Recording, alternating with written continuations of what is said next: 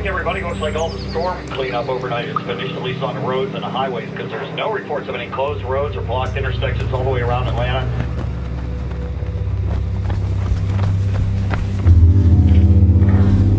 My name is Master Sgt. Cedric King, U.S. Army, retired from Atlanta, Georgia. I grew up, when you grow up poor, you don't know you're poor. And we didn't have a lot. It's my mom and it's me. But my mom always told me we were rich. She said, we're rich, right? I said, Mom, we're not rich. She said, yeah, we are rich. So we got everything we need and more. We got love. We're very wealthy when it comes to love. A lot of my friends were going to jail. A lot of them weren't doing the best things with their life. And I can remember, I made a conscious decision that could not be me. I had to take a different path. And the military was one of those paths. When I came in the military is when I truly learned a sense of what it is to love country. You begin to love this country. You begin to love what it stands for. You begin to love that people had to fight for this way of life. People died for this way of life. And I found out that I could be a winner in the military, but also I could be a winner in life. At some point I can remember in walks some guy with a Ranger tab on his left shoulder pocket, on his left shoulder. And I said, what in the world is that? Something on the inside of me was like, well, that's what I'm going to do. Afghanistan is the wild, wild west. You're going through a village that you've never been in before. Booby traps everywhere. Everybody looks like they are getting ready to shoot at you. During this day, I can remember something feeling different. We're gonna go and do like a reconnaissance. But the place where we're going to do the reconnaissance is a pretty nasty spot. Everything's basically going according to plan. We got a digital camera out, we're taking notes. We're gonna be done early today. I make a decision to go back outside and be without a perimeter. And when I do, it was almost like,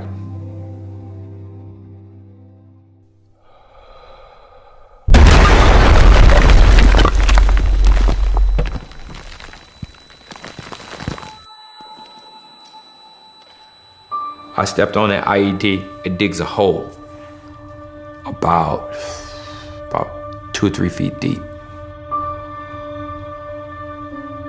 If this is my day, at least let me be able to just say goodbye to those 2 little girls and that wife of mine. That mother who raised me, let me at least be able to say goodbye to them, Nobody I know that's been a double amputee has made it. A helicopter comes in, they put like a mask over me, and I'm like out for the count. And I slip into a coma. I just remember waking up that the life that you had, it's not there anymore. It's like, it's pure torture, man.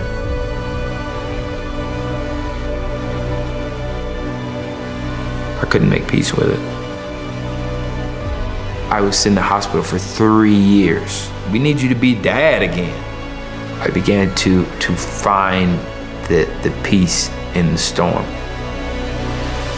What is this trying to teach me? This is the greatest gift because it taught me how to be a better me.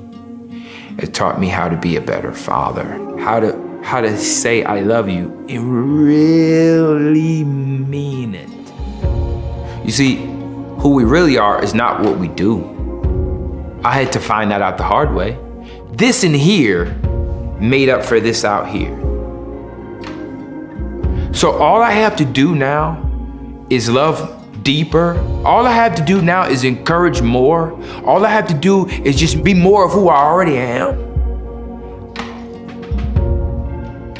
I could do that. I'm coming back to do the ultimate things. I'm coming back to be even better than I was before.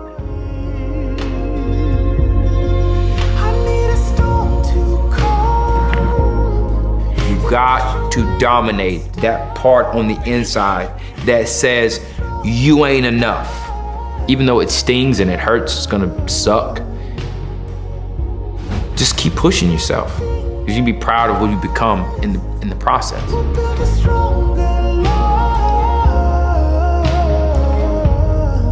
If you're injured, there are certain things that happen when you're gone that you have to take care of now.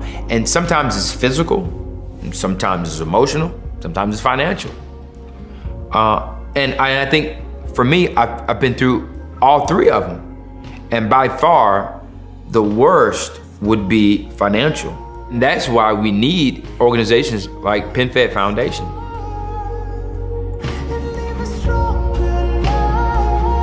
They actually understand that there is more to it than just the hospitals, more to it than just the Veterans Administration, more to it than you have nonprofits out there. You have to have people that address the financial needs that we have.